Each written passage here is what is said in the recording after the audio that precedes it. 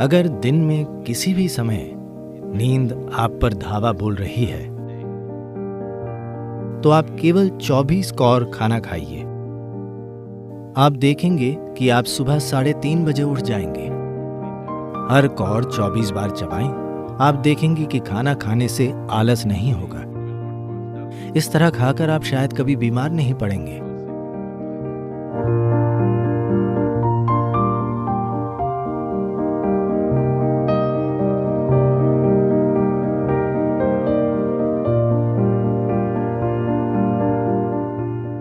तो हर बार जब आप ध्यान करने बैठते हैं और अगर आपको नींद आने लगती है तो मैं चाहता हूं कि सबसे पहले आप ये समझें कि ये क्या है। ज्यादातर लोग नहीं, दुनिया में बहुत से लोग अगर वे सोना चाहें तब भी वो सो नहीं सकते। हाँ, बहुत से लोग बिस्तर पर लेटते हैं और सोने की बहुत कोशिश करते हैं पर सो नहीं पाते। उन्हें नींद की गोली खानी पड़ती है। धरती पर लाखों करोड़ों लोगों की यही हालत है। तो अगर दिन में किसी भी समय नींद आप पर धावा बोल रही है तो एक मुख्य बात यह है कि आप अपनी सेहत की बुनियादी जांच करें। ये देखें कि आपके सिस्टम में कुछ गड़बड़ तो नहीं है। आप किसी खास शारीरिक परेशानी से गुजर रहे हैं। आपने गौर किया है कि आप ठीक नहीं हैं। जब आप ठीक नहीं होते आप सामान्य से बहुत ज्यादा सोते हैं, है ना? क्योंकि शरीर में कुछ ऐसा हो रहा है जिससे दूसरे कामों के लिए पर्याप्त ऊर्जा नहीं बचती है। शरीर आराम चाहता है, ये पहली चीज है। दूसरी चीज है वो खाना जो आप खाते हैं। तो अगर आपको ये करना चाहिए। आमतौर पर जो लोग योग के मार्ग पर हैं उनके लिए आप जानते हैं क्या कहा जाता है। आपको सिर्फ 24 कौर ही खाने चाहिए। ये मैं सबके लिए नहीं कह रहा हूँ। अगर आप गौर कर रहे हैं कि आपको दिन भर नींद आती है तो आप केवल 24 कौर खाएं, यानी 24 बार मुंह में कौर भरें। 24 क्यों? मैं अभी उस संख्या की बात नहीं करूंगा, पर उसके पीछे एक विज्ञान है। आप 24 कौर ही खाइए। मुंह भरने का मतलब ये नहीं है।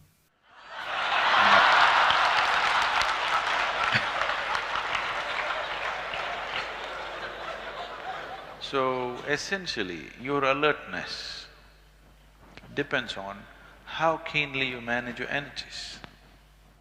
तो असल में आपकी सतर्कता इससे तय होती है कि आप अपनी ऊर्जा को कितने अच्छे से संभालते हैं।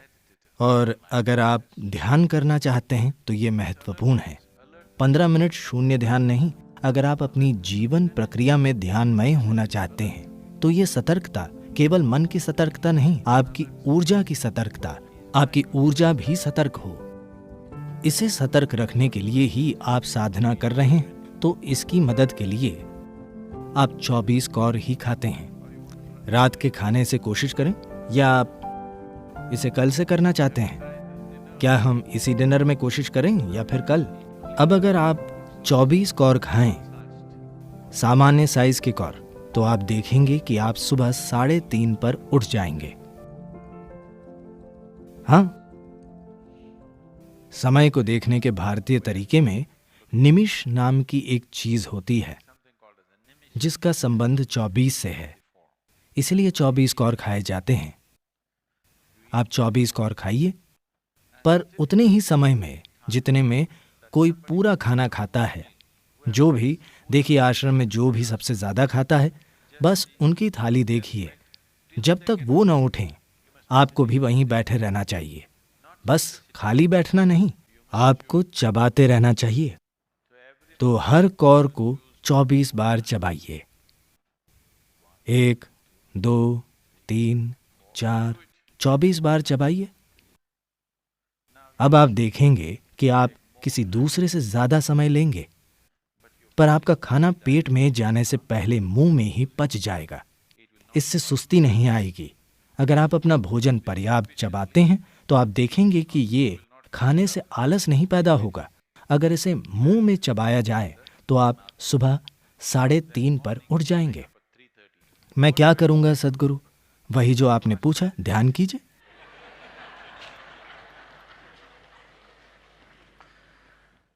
3 बजे, 3:30 बजे आपको भूख लगेगी, नींद खुल जाएगी। एक गिलास पानी पीकर बैठ जाइए।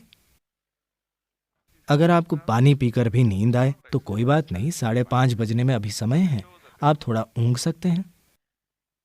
या जब आप उठें, सबसे पहले आप शौचालय वगैरह का काम खत्म कर लीजिए, नहाकर अपने बालों को गीला छोड़ दीजिए। आप बिना सोए 8 बजे तक साधना के अंत तक जगते रहेंगे। और कल सुबह के भोजन में भी अगर आप 24 कौर खाते हैं तो आप डिनर के समय तक सोने वाले नहीं हैं।